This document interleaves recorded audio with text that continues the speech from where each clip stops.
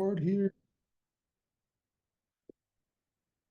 and say good evening, everybody. Welcome. We are here today to talk about climate smart farming, what to do in a changing climate as it pertains to farming on a small scale and beyond. I'm very pleased to have a friend and colleague here with me today, Miss Megan Phillips Goldenberg, who is heading up the Michigan Climate Smart Farms project out of the Washtenaw County Conservation District. She's been working on, she'll talk in detail more about what that project is about, but she's going to be speaking today about some of the impacts that we could be anticipating and maybe some action items. And very much this can be a conversation. I think everybody is figuring this out in real time, how climate is affecting us, and how that will impact us as time goes on. So it's very much about spreading the word and getting knowledge out there and just exchanging ideas, etc.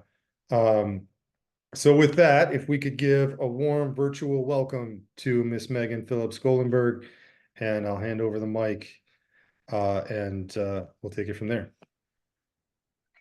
Thank you, Keto, and thank you all for tuning in tonight. The weather's been great thanks to climate change, and that you guys are spending your time with me and not out gardening or enjoying the last bit of sun rays. I appreciate that. So like Keto said, I'm the project manager of the Michigan Climate Smart Farms project. And officially my title with that is Michigan Climate Smart Farms Conservation Specialist. It's a little wonky of a name. And then I plug my computer in at Washtenaw County Conservation District, but my jurisdiction under the program is Wayne, Lenawee, Washtenaw, and Monroe counties. And I more functionally work for the Michigan Association of Conservation Districts. So, and then tonight I'm going to talk really big picture about like what we are expecting from climate change, how I got into this position, and what we can all expect from climate change and what we can do about it in our own spaces, like Keto said. And then if there's interest, I can talk about the actual Climate Smart Farms project itself and opportunities there, but more so I would consider this like an entry point to what Keto said, is like figuring it out in real time.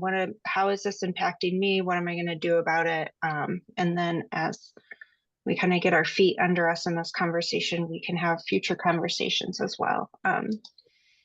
So again, Megan Phillips Goldenberg, I'm considered a conservation specialist, but I also consider myself a climate migrant. I was born in Colorado. I was raised in Michigan and Washtenaw County. I moved back out to Colorado as fast as I could, and then I was evacuated 3 years in a row for wildfires, and so I said, "The heck with that." And I moved to the East Coast, where I experienced 2 seasons of hurricanes and flooding. And then, and after all that turmoil, I thought, well, my husband was getting discharged from the Navy. We had an opportunity to do something different.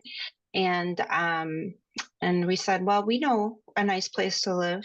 You know, we're going to move back to Michigan. And so that that was 12 years ago. So I considered myself a climate migrant 12 years ago. And what I have displayed on the screen right now is a map of the United States. And this particular snapshot is for wildfire risk. And so where I lived in Colorado is Larimer County. And this is considered the wildfire risk in 2040 is like medium for Larimer County. But like I said, I got evacuated 3 years in a row for wildfire 12 years ago. And so it was bad then. It's only going to get worse. And of course, Michigan has very low wildfire risk. So that's my story. I ended up on the land that I grew up on in Washtenaw County, and that land is so compact and nutrient poor and won't perk in all these ways that it's considered an undesirable piece of land for economic gains that we were able to pick it up. And we were hoping to have a vegetable garden on it, but now we rotationally graze livestock because it's so hard to grow anything there without a lot of inputs, that we're hoping that the animals can do the work for us. So that's kind of my story, and that kind of gets me to where I am now, which is managing this climate project, where our primary focus under the project is to talk to producers and gardeners and consumers and policymakers and anybody who will listen about what's coming for Michigan's food system and how we can get ready for it. So going back to the map that I showed earlier, this is this ProPublica climate migration model. It starts with talking about the most suitable places to live in the world. And so in the United States, it's more of like the Sun Belt of our more southern states are considered the best places to live traditionally for the last 6,000 years. And then is after they model moderate warming, the suitable living space moves slightly north. And so it starts picking up like Detroit and the Lake Huron coast in Michigan. And that's the moderate climate map. The more severe climate map moves the suitable living space all the way into Michigan, the Upper Peninsula, parts of Canada, and all of our northern states. And it moves it projects the population moving completely away from the southern Sun Belt, southern states in the Sun Belt. And so, it's great that we're all here in Michigan, but more people are coming. And so that's part of what I want to talk about today as well. Other projections for the United States in regards to climate change are on the left side of the screen is farm crop yields are projected to increase for Michigan and our Midwest and Northeast states, with our southern states losing crop yields. And particularly, I want to point out California in all of this as kind of our salad bowl. California starts to really lose the climate change game. In regards to heat and extreme heat and humidity, Wayne County will see moderate warming, with like Louisiana being really, really hot, and some on our southern coast, coastal areas being really hot, Arizona being really hot. And then as far as economic damages from climate change, like Michigan is one of the states that's considered to be a winner of climate change. And it's kind of awful to think about us being like, oh, we get to win climate change when so many people are suffering. But it is also an opportunity for us to be proactive in the community, embracing for the climate migrants to come back to Michigan. And then on the right side of the screen, I have a more localized map. So this ProPublica model that I've been showing for the last couple of slides is if you get into the model itself, you can look anywhere in the world. The model on the right side is forecasting frost-free dates. So that and you can see there that our relative growing season gets longer because of those frost-free dates.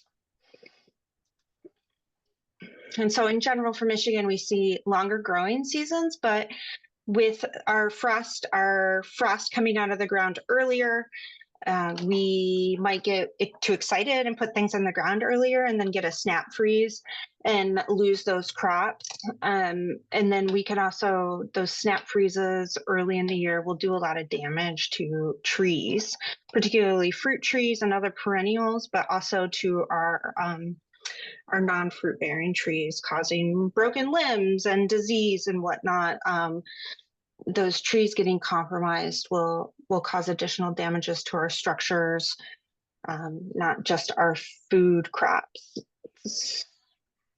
Our storms are getting more frequent and more severe, so we hear farmers saying like, I already can't plant with a gentle rain. Like I can't rely on a gentle rain to drive the seed into the ground. I have to be really careful about when I put seed on the ground. Otherwise, the fields flood and it washes away. Heavier winds, heavier heating, more flooding, but also more drought. Like those erratic weather patterns will bring us the extremes on all sides and more frequently. And then, of course, all that tumult will bring more pests and pathogens. So that's Michigan broadly. But in Detroit in particular, in any of our cities, I think that we, in addition to just keeping an eye on agriculture and keeping an eye on our populations increasing, that we also need to keep an eye on like urban heat island effects. And that is that the concrete and the pavement and the brick structures, all of those hold solar heat. They receive solar heat and then they hold it longer. And so they're not cooling off, those materials are not cooling off at night. So they're staying warm, they're staying hot. And that, the urban environment will get hotter and stay hotter than more green areas or rural areas. Increased flash flooding, like we've already seen a lot in the last decade or so of heavy rainfalls and flash flooding overwhelming the stormwater systems. We've always seen some air pollution, but rising temperatures are going to make things like asthma and any lung diseases worse. Just the temperature increase itself will make asthma and lung diseases worse, but it will also cause pollution to sink lower into the atmosphere. And then, of course, those industrial sources of air pollution are more concentrated in urban areas. And then all of this is going to disrupt our food systems between the increased temperatures and the erratic weather patterns threatening our personal production and our local production, but also disrupting those supply chains that get food from all over the world into our stores. And so we've seen a lot of food systems and supply chain disruptions in the last 5 years, and that I think will continue to get worse. And so if you're an anxiety-ridden person like me, then like this is, the stuff of nightmares. But the good thing is that there's still a lot we can do about it. And then just to drive it home some more, that moderate climate models are projecting a 15% population growth in Detroit alone by 2050. And so that's they're variable, but it looks, like 60 to 100,000 people coming to Detroit. And one of the commentaries that I saw about it was likening Detroit to like Miami and New York City, that people who like those cities will also like Detroit. And even, I think it was last year or the year before, there was a big news article about Kalamazoo being like the most livable, affordable city in America. And then housing prices just went through the roof in Kalamazoo, basically overnight, as people are looking for whatever their next move is. That was last year when Asheville, North Carolina. I think that's the right city. Was considered like the United States like top climate haven, and Hurricane Helene like just kind of destroyed all those hopes and dreams last month. And so now you're seeing commentary about Detroit being the climate haven, or Minneapolis or Duluth, Grand Rapids, Kalamazoo being the climate havens. So I think in addition to preparing ourselves, we need to be prepared for others to come.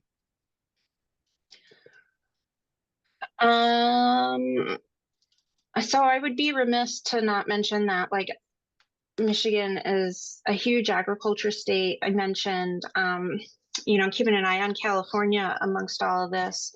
And I think it's important to watch what California or what climate change is doing to California, because Michigan is the second like salad bowl, fruit bowl of the United States. Like we are one of the most diverse agricultural economies in the country. We produce some of the most fruits, vegetables, dry beans, like foods that are considered or crops that are considered food, whereas like soybeans and corn and grain and wheat and animal feed, like this, the bigger part of the circle is more of crops for like other products, other inputs. This everything else, this big purple part is the crops that we produce that people actually eat. And we're second to California, and that's it. And so as California gets ravaged by climate change, I anticipate that more industries will want to relocate to Michigan. Let's see. And then again, not that this is agriculture's role in climate change. This is, big farms with big equipment and lots of inputs and, diesel and chemical inputs and cows, but I'd be remiss if I didn't mention this. The Michigan Healthy Climate Plan has this graphic, and that is from the Eagle, from the Environment and Great Lakes, something or other, whatever their acronym stands for. And I always show this graphic as a criticism of that plan because it couples agriculture and waste management together. But also to say that like this natural lands, our open spaces, our green spaces can actually sequester carbon into the soil. They pull our trees and our plants, pull carbon out of the air, and they put it in the soil. And agriculture can do that as well. It's not just spaces that we're not utilizing that can sink carbon into the soil, but it's also agriculture. And so I take great offense that waste management is put in the same category as agriculture, because agriculture is an opportunity to be to reduce the causes of climate change, where a lot of these other industries can just become less bad. Agriculture can be more good, can help mitigate some of the other causes of warming. So I just want to show that. And then again, the sources of emission from agriculture are like enteric fermentation and manure management is cows, and mostly cows, but also sheep and goats and any ruminants, are responsible for a good portion of greenhouse gas emissions in the agricultural sector. But then the agricultural soil management is responsible for about half. And those are like everyday choices that people make around tillage, and planting and composting and mulching. And these are like really the day-to-day production decisions that farmers make can have a big impact on the carbon and emissions footprints of agriculture. Let's see.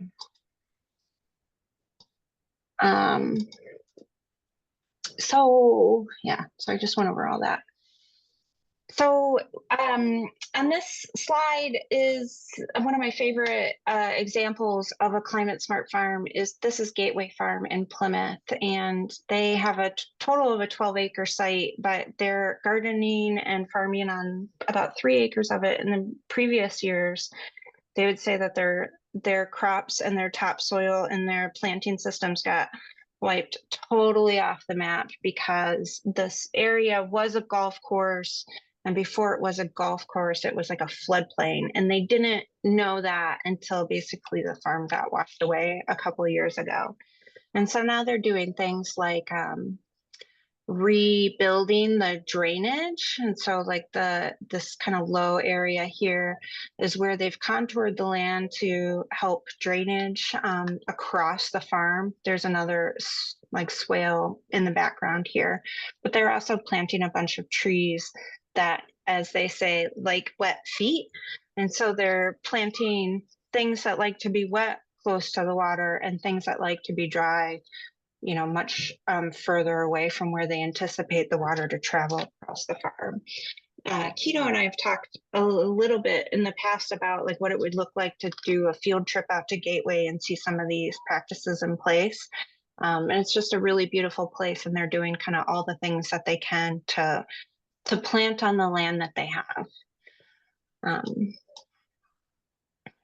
So the way we as like individual gardeners and farmers can affect climate change or act within a changing world, there's, I think, a lot of these things that you're already doing, you already know, like you're networked with Keep Growing Detroit and other organizations, so you're already tapped into like the value of gardening and farming around increasing fresh produce and self-resilience and community resilience and improving health and wellness. And like all of those are essential parts of, climate resilience, community resilience. But I wanted to jump specifically to how we use our space in the face of climate change.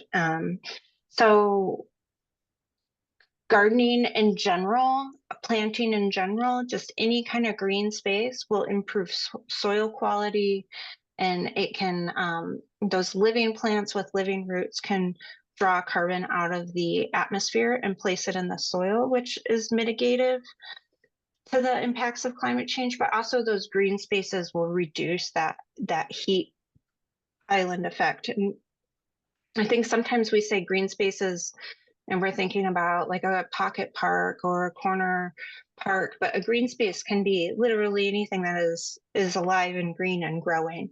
Will increase your air quality and will decrease the heat island effect. And then there's particularly how to design and build and plant gardens that help absorb that stormwater. And so like very specific plants that like to have wet feet, that have deep tap roots, and that are seasonal. And so they're not expecting to have a lot of water all year round, but are more seasonal when we would expect those flooding, like putting gardens in place where we see flooding anyway, or we see stormwater overflow anyway. Those can be really helpful.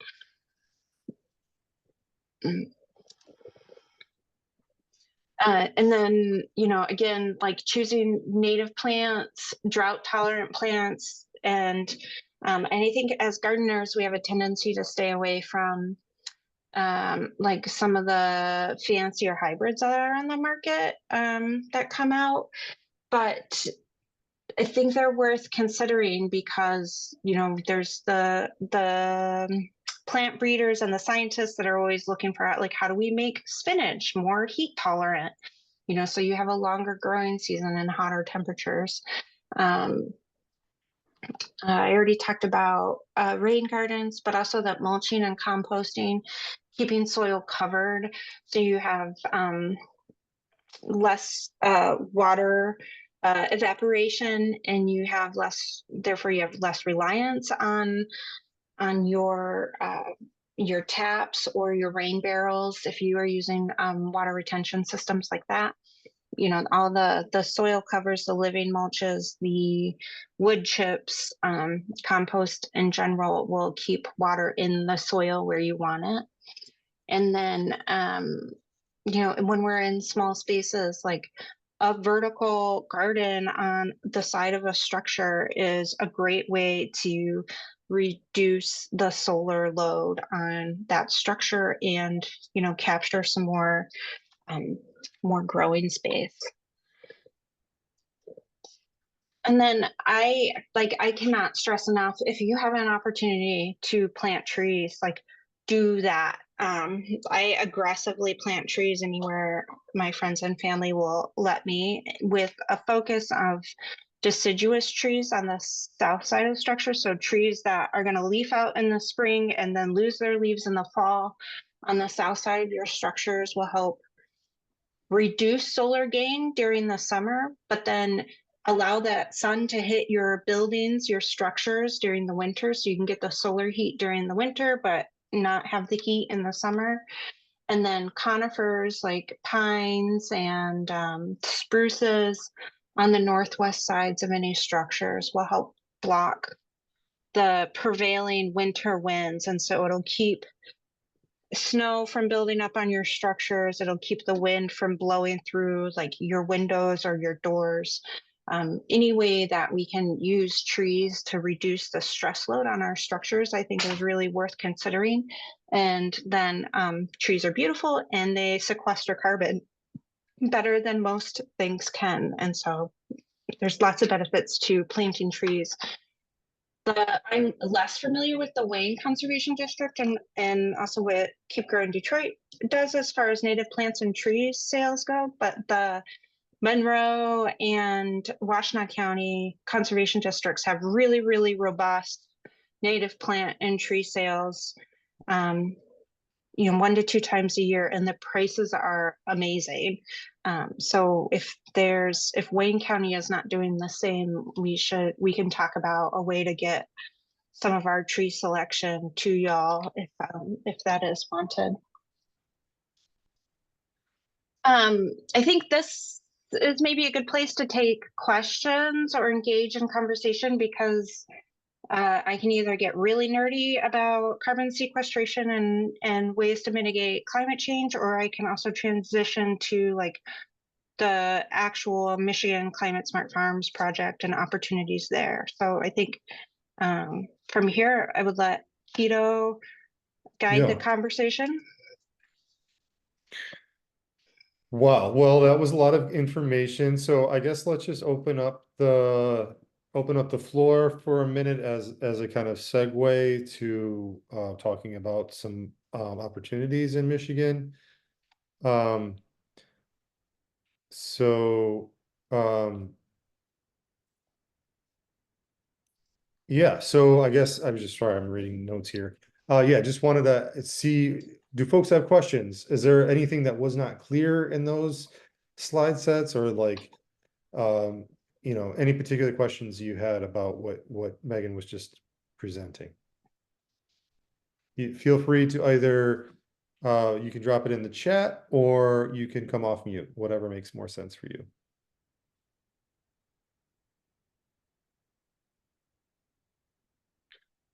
I had a question. So like in one of the early on in the slide sets, so for some of those projections, it looked like um arid land was in like a tan color, which was like, you could see because like that was what Colorado was, as you were kind of referring to.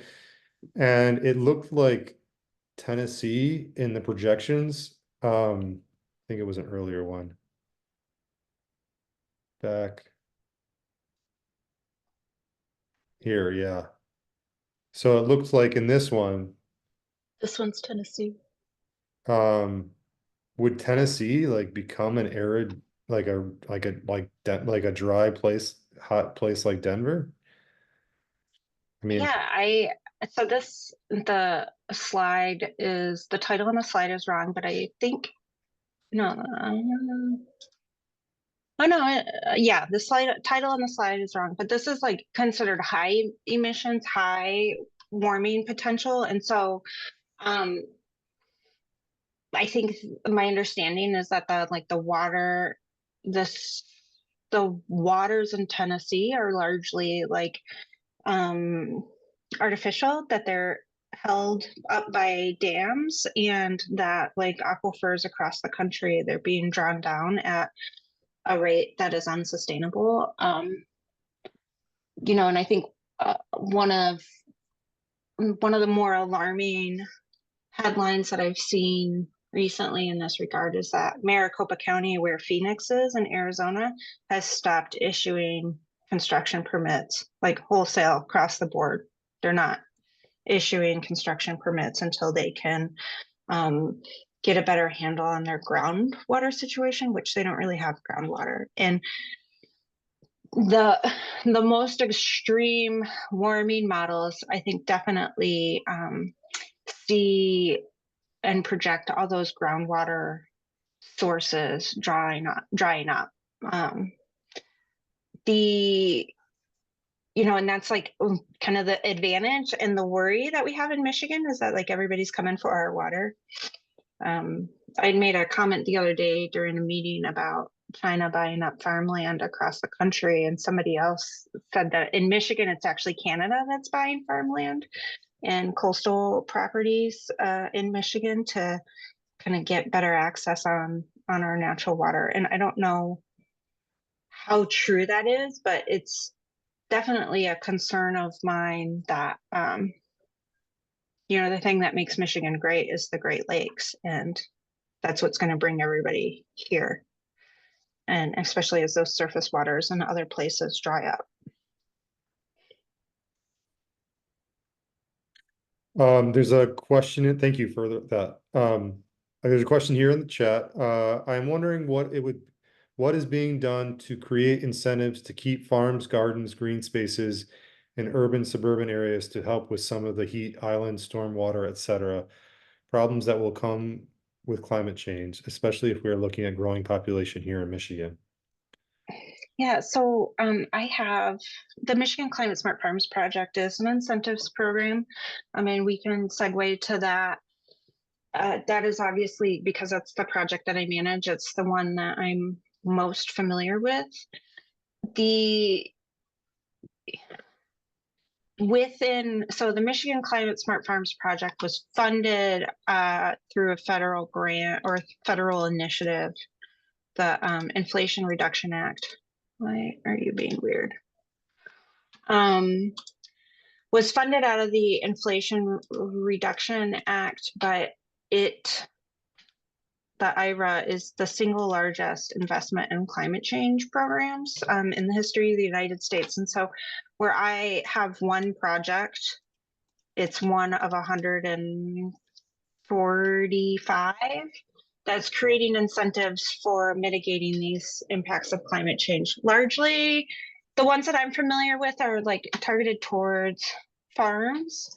And I can review what we're considering farms there. This is some of the Climate Smart team collecting soil samples. Here's our soil cowboy, Paul Buzzard, who lives in farms in Romulus. But all the programs are different. They all have different incentive structures. They all have different eligibility and paperwork protocols. Ours is the only one working specifically in southeastern Michigan, but I think there's like something like 16 programs that are like Michigan lands are eligible. And that's just within the agriculture and the USDA sector. There's lots of tree planting programs out there that I'm less familiar with. I was trying to explore one last week of how you could what's the relative familiarity with like carbon credit markets? I would assume low, just based on not knowing all the people in the room. So like carbon credit market, we refer to it as like the wild west. Like nobody really knows what's going on out there in the carbon credit markets. But one of the things that large farms are doing is kind of modeling their carbon sequestration potential of their soils, kind of packaging that up and putting it on the carbon market where corporations like Amazon and Walmart and whatever can buy that carbon credit and like offset their carbon footprint to be in line with their corporate sustainability goals. The kind of the rule of thumb is that if you have less than 1,000 acres in production, that you're not producing enough carbon credits to participate in the market. And so that even excludes most of Michigan's farms. So it really is the Wild West because it's over there. But there's a handful of like tree planting, tree stewardship organizations that are trying to mimic that same situation where you would like inventory all the trees that are on your property, how much biomass they have, which is estimated based on like how tall the tree is and how wide the trunk is, and that you could get annual payments for maintaining your trees and plan in development. And I'm not very familiar with anything other than that. I'm also not very familiar about opportunities through like the city of Detroit and Wayne County. I know in Washtenaw County, we have a couple of different cost share programs where we can offset most of the cost of pollinator habitat installations, cover cropping, tree plantings. My daughter discovered that I'm home, so I'm sorry about that. No But problem. so there's a lot of opportunities out there. There's now is the time when the market, so to speak, has been most flush with cash for things like gardening and pollinator habitats. There's another program in Michigan called I think it's called MI Prairie Strips, and that's also will pay for all the expenses associated with planting like a strip of prairie grasses and pollinators. So there's lots of opportunities. I can try and track down some ones that are more specific, and get those to Keto to disperse to everybody. Great. Thank you. Okay, before we kind of transition into the next section, does anybody else have any questions or comments related to anything we've discussed thus far?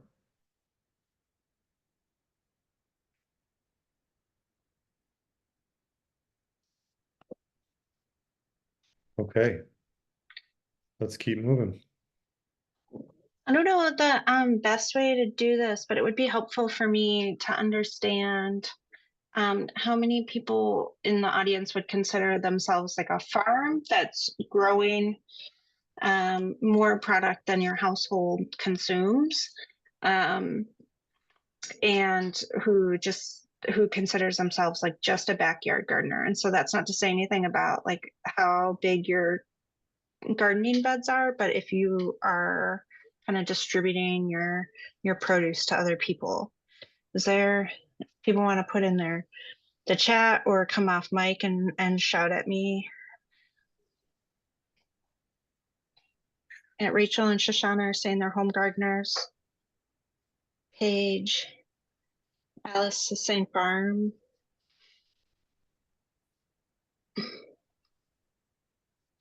Home gardener, home gardener, home gardener. Pollinators. So that is super helpful. If anybody hasn't chimed in, feel free.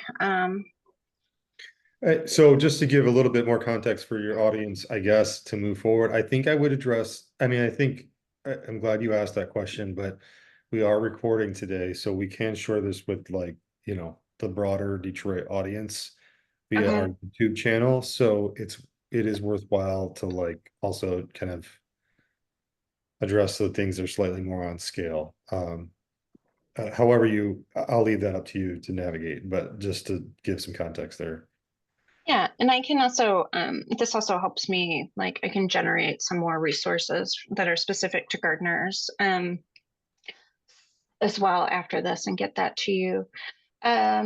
So like I said, my project, the Michigan Climate Smart Farms project, is funded by the Partnerships for Climate Smart Commodities, which is funded by the Inflation Reduction Act, which is the largest single investment in climate change. And so they call it an Inflation Reduction Act. And there are some of those outcomes were embedded in that project, but also a ton of money went to projects like mine. The project is considered to have like three main goals. One is to market and promote our commodities. And so they use the commodities as like basically literally anything that you would sell into a marketplace. So they're not saying commodities as in wheat, soy, and corn, and cotton and rice, but as in like everything. And so marketing and promoting products that are grown with climate smart strategies, USDA speak for like just good science is the monitoring, reporting, and verification of greenhouse gas reductions. And most of that is determined through computer modeling. And then also just the implementation of climate smart practices on the ground. And that's the part that our project has focused the most on. We have to do all three of these things to keep our grant funding, but we have definitely put more weight on putting climate smart practices in place on our lands. So within the Partnerships for Climate Smart Commodities, we signed up to support all fruits, vegetables, and specialty crops that can be grown in Michigan, and what's considered niche livestock, which is basically anything that's not grown in a big feed lot, raised in a big feed lot or a big barn. So anything that's coming like pasture raised, more small scale family farm livestock. And then we have some agroforestry, tree planting, fruit tree parts of our project. So these are kind of all the commodities that were available to support, and we signed up for all the niche products. And then our grant it's one of 71 grants that's under $5 million, but it is the largest grant that is under $5 million. So our current award size is 4.7 million, and we have earmarked 1.9 million for direct investment, like in our lands. And just to cover that, kind of the logistics and the partners of that. So the total award is $4.7 million through the Michigan Association of Conservation Districts. Washtenaw County Conservation District is providing all the staff. And then Lenawee, Monroe, Keep Growing Detroit, Taste the Local Difference, and the University of Michigan are in Michigan partners that are supporting the project. And then Carbon Yield is looking at the carbon credit sequestering carbon, bringing those carbon credits to market. And the interesting, like I said earlier, that the interesting part of this for Carbon Yield is that the more traditional models of farms bringing carbon credits to market are big farms. If you don't have 1,000 acres in production, it doesn't make sense for you to pursue this. Carbon Yield's trying to figure out how to kind of package everybody's carbon credits together. And so how can they account for and network small producers together so that they can still take advantage of these ancillary markets? But I think we are all fairly skeptical that will come to fruition, because it's the carbon credit marketplace is wild. And then the Soil Inventory Project does all of our soil analysis. So those are our partners. And again, like, we are staffed at Washtenaw County, but the project is serving Washtenaw, Wayne, Lenawee, and Monroe. So myself and the two soil technicians have free reign of southeastern Michigan. There's no reason why we would need to stay in Washtenaw. Other conservation district programs are more geographically limited, but we are not.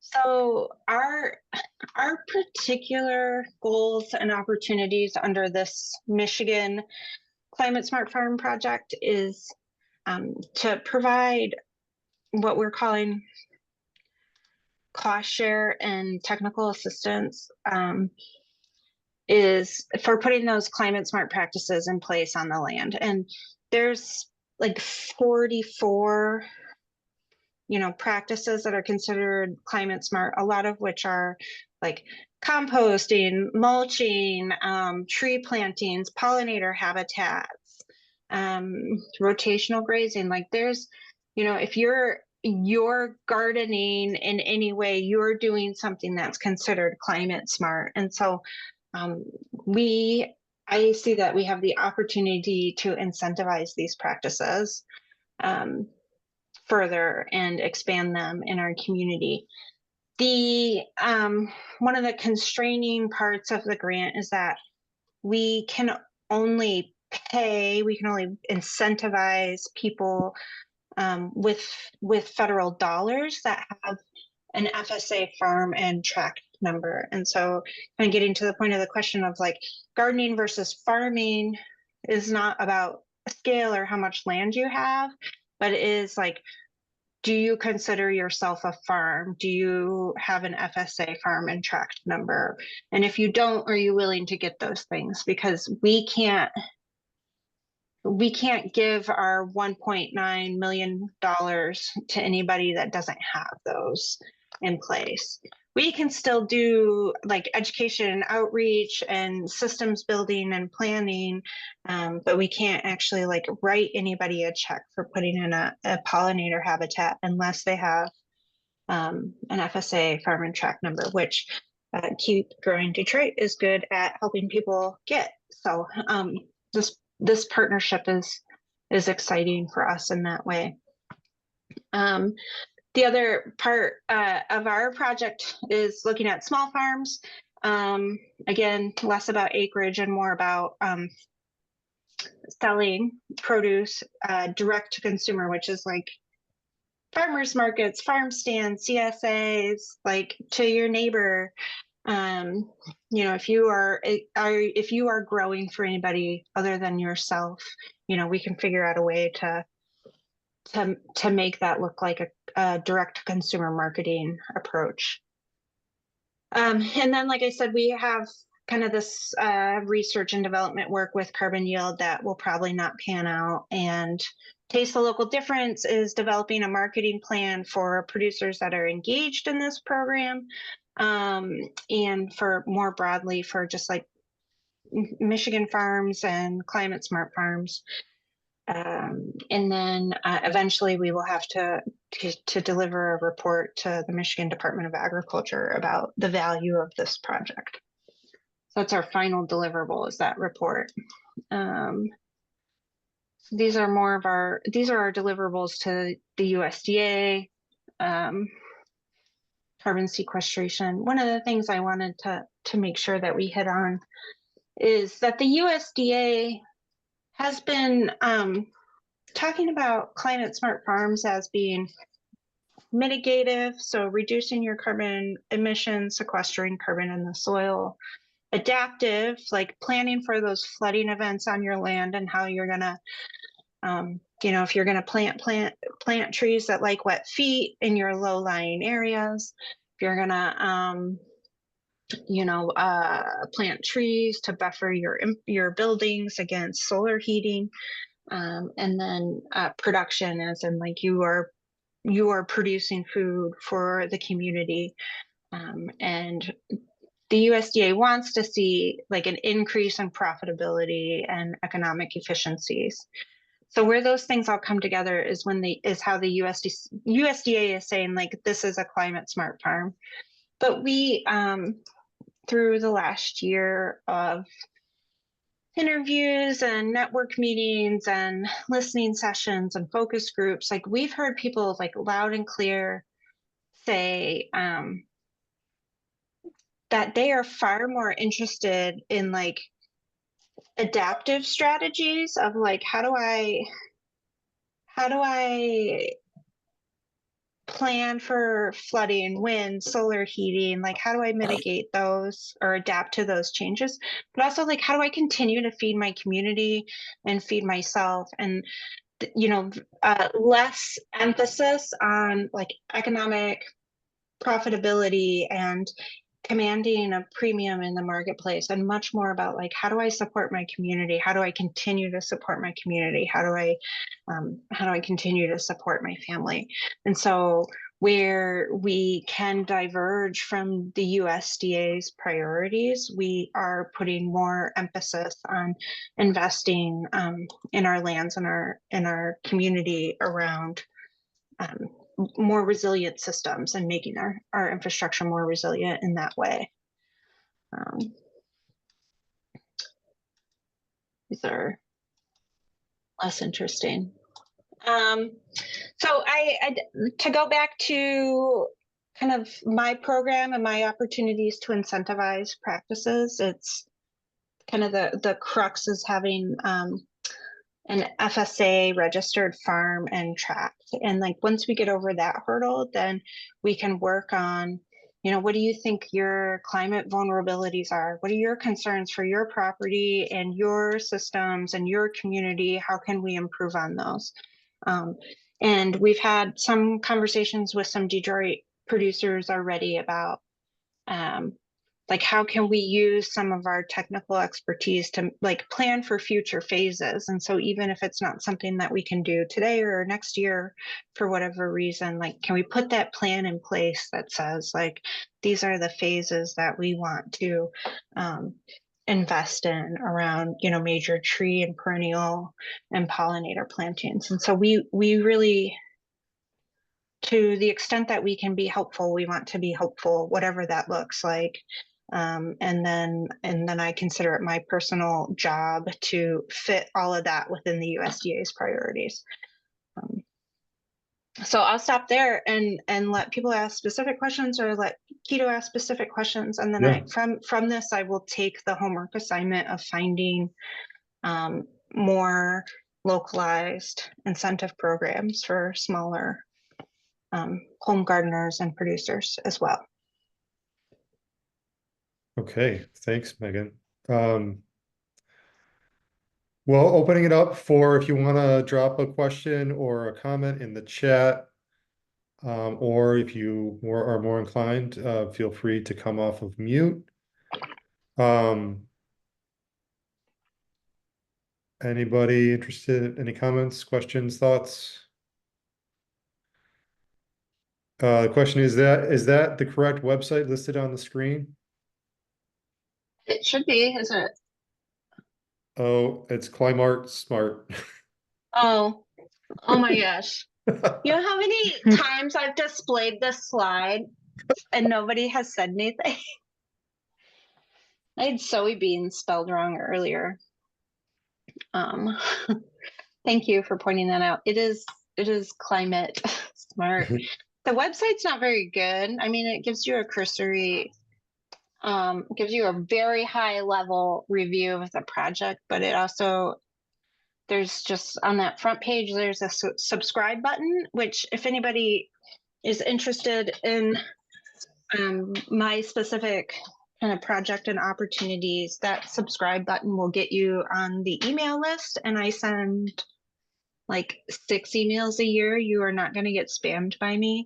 But that will be where like announcements for like the application periods being open and like next steps for getting enrolled in the project. Like that's where the announcements would come from if you're interested in kind of keeping your ear on the conversation. I'd I'm like to go back. curious. Oh, Go ahead. I was going to say, I'm curious if you could give a couple of examples of maybe like some Detroit farms or other like really small farms, like what sort of projects you've been able to help with or are working on helping with. Just yeah, maybe an example or two. Yeah. I think so. We have this. This is really technical, but I'm a visual learner, and so slides kind of keep me on track. Um, but we have broken the project into phase one and phase two farms. So phase one farms are like our discovery and development farms. Like we don't really know what we're doing. We're developing a new project as we go, and we really Megan, we lost you. You're muted or somehow. Hello, Megan. You're back. I'm back. Let me turn my camera off and see. Hopefully that helps us. Um, so how about now? Am I doing okay now? Yep. All right. So phase one, we've kind of broken the project into phase one farms and phase two farms. And so we haven't started enrollment into phase two, but we have closed enrollment into phase one. And so phase one has 12 farms in it, and phase two is kind of could be as many people that want to get engaged as possible. So in phase one, we are working with Fisheye and Sanctuary.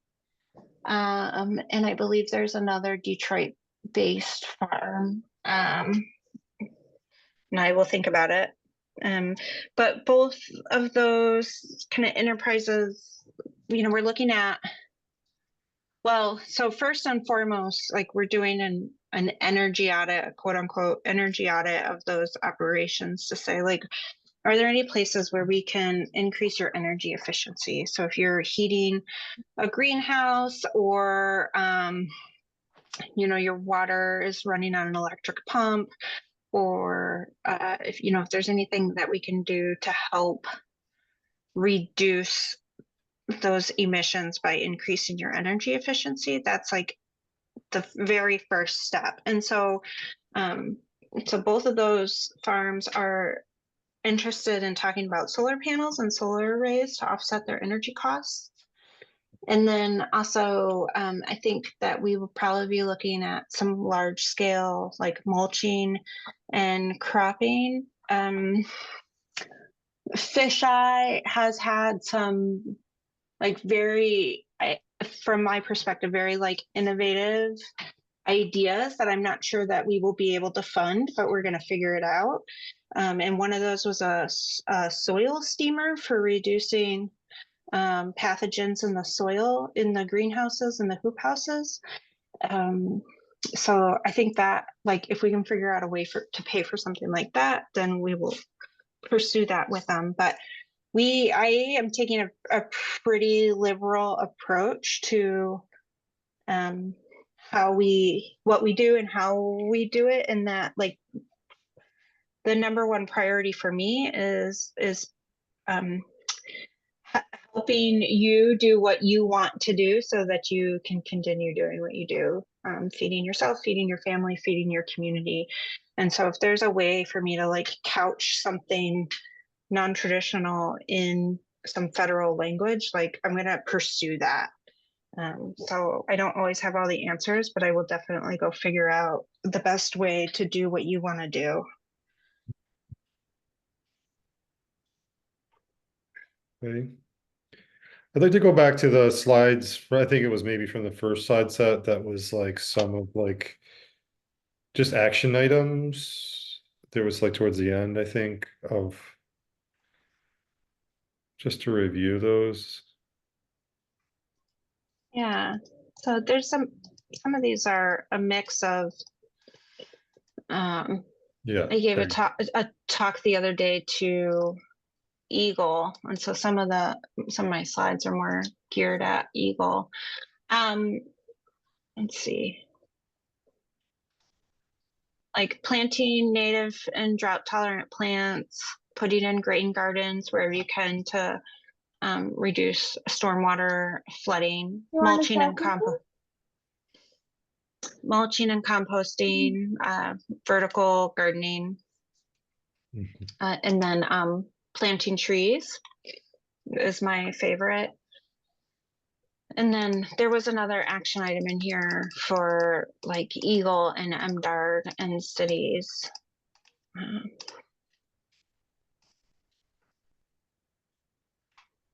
So like the thing that I can't stress enough, like planting trees. I think maybe that's just my personal bias, but if you have the opportunity to plant trees, like the best time to plant a tree is yesterday. The next best time is today. But also just like really pushing people to support local farms and farmers markets, and anybody who didn't hit the panic button during COVID and buy as much toilet paper and bread as they could get a hold of. Anybody who didn't do that is, I think probably better off as far as anxiety and stress levels go, but, nearly everybody did. And if, I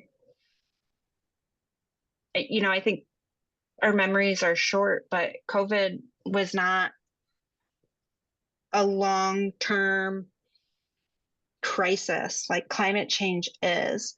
And so I try to get people to like think back of like, oh, who was there for you when you were hitting the panic button about food supplies? It was your local farms. It was your local gardeners. Like we have to keep investing and building those systems because our world is getting more unstable and our farmers will get us through this. For sure. For sure. Well, well, that's a lot of heavy information. Totally. I'm full of sunshine and rainbows. Right. Really fun at parties. Yeah, oh, I meant to bring it upstairs, but I just got a book on climate smart agriculture that I'm kind of excited to dig into. That kind of goes into details with some of the implications of ways to deal with soil management, et cetera. So I think another message I think I would, in addition to what Megan was saying, is we have a group of, between all of us, 14, 15 people in the room today is just to spread the word of like, of these kind of touch points, and that I think that it's easy enough to just say that climate change is off in the distance and we're feeling, and even though we see the impacts on on an 80-degree October day, but that we just need to be having conversations more and more and supporting farms that are doing the right thing. So in whatever way, shape, or form in your own space that you can either support a farmer or grow your own farming operation, thinking in the context of the future generations is going to be better for us all. Well, yes, just noticing the comments here, Alice made a statement that her CSA, as an implication of COVID, sold out in 2 weeks, back in 2020. So when things go down, people are starting to really, go to their local farmer, just like this, what we were just discussing. Um, and I guess that ultimately drives home that we just need to be more prepared. And part of that is, um, thinking things through on what we would do in these extreme circumstances. A Well, question for Alice, if we can have another minute, is that sure, of course. do you see, Alice, or anybody, like, has the demand or the interest in your growing in your products, has it tapered off? Like I have a fear that people have lost sight of the learnings of COVID, and I've been taking kind of a rough a rough poll of growers in the area. Yeah, our CSA is back to like sort of pre-COVID levels as far as like we have to market again. Pretty much 2020, or I guess it was for the 2020, 2021, we like sold out, no problem. 2022, it was like we still sold out, but it was a little slower. 2023 was I think again we sold all our shares but it was a little slower. And then this year we were like, oh, we have to like market again. And I think, part of it is maybe people, I mean, definitely part of it is people not being as worried about their food supply, since that seemed very obvious when there was like a week in April 2020 when everyone just suddenly bought up all our shares. But also, I mean, I think like it's a little bit hard to say with the CSA because also like people are traveling again, like a CSA doesn't necessarily support everyone's lifestyle. But I mean, I would say the same for like the neighborhood farmers market I sell at, like, in 2020 and 2021, like it was hopping. People were there every week. Part of it was because it was an outdoor social event, I think, so people felt safe there. But yeah, it's definitely back to like pre-COVID levels for sure. Yeah, that's kind of what I've been hearing and seeing. I had a food business in 2020, and we sold every like ounce of consumable food by June 1st, and then locked the doors and walked away. And I sometimes I think like, oh, we should have stayed in that, and other times I'm like, no, it was just a flash in the pan. Like people forgot what it was like to be afraid.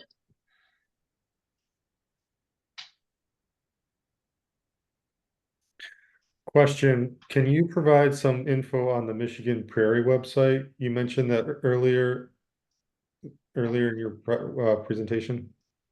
Yeah, let's see if I can Google it if I remember enough words. And if not, I will find it and get it to Keto to pass on. What other than the other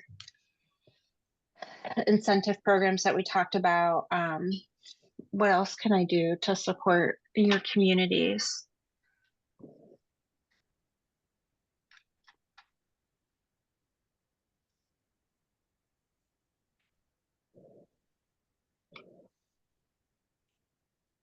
Is there a program that can be done in Detroit?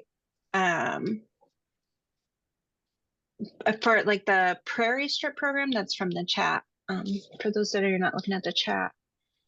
I will look. I'm not getting the right words for it to get it to pop up in Google, but I will look into um what that like what the qualifiers are. Somebody else will probably know better at the conservation district what I'm talking about. And I can get that information to Keto.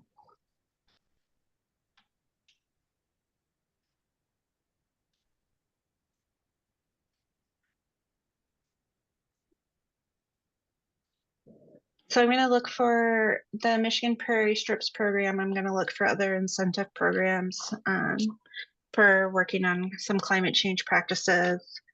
And then the myclimatesmart.org, myclimatesmart.org website, there's a subscribe button on there, and that will get you all the latest, greatest news for when phase 2 enrollments open up.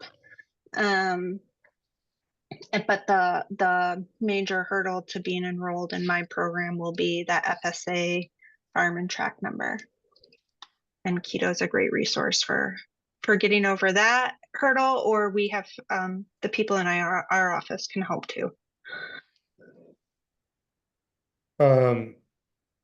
I know that the beginnings of an Instagram or social media presence. I haven't really checked in with it in a second, but I don't know. I'm not sure how, like, I can't, I guess like to me, the visual aids are powerful of like what projections are and like, are you farming in Michigan? Like this, I don't know, and I don't want to be alarmist either, but like these are reality, like real scientific things that we're seeing, and like I guess just like bringing those kind of uh bringing that stuff to light in some kind of uh forward facing media, whether that be fair, well said, Rachel. I think it might be time to be alarmist. True. Yeah. Um, just like, yeah, and I'm not sure what the right platform is, but like just some, what are other ways that we can tell the story? I mean, uh,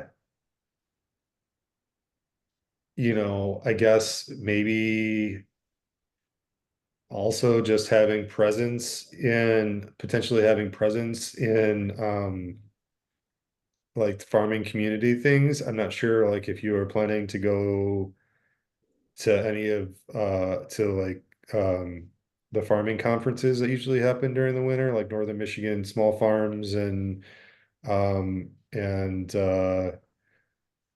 what do they call that? Great Lakes Gle Glexpo. yeah, Glexpo. I don't know what the acronym stands for.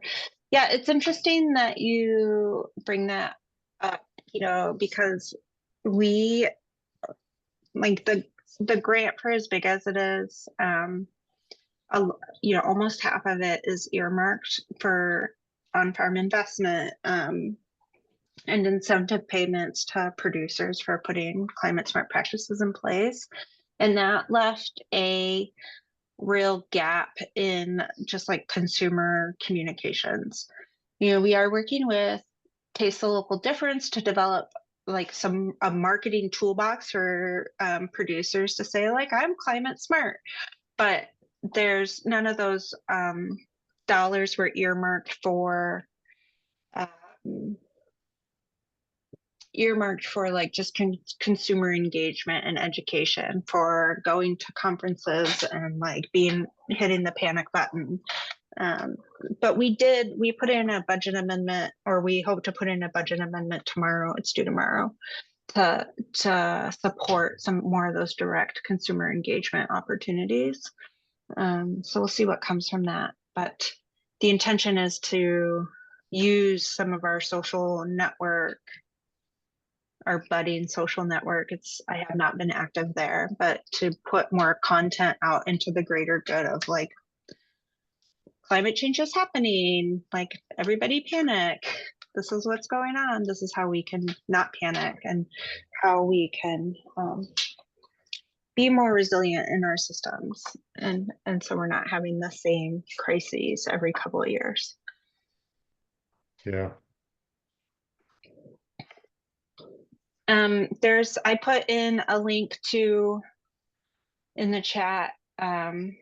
It's called My Strips, MISTRIPS, My Strips, through the Kellogg Biological Station. I just put a quick link in there to kind of get something.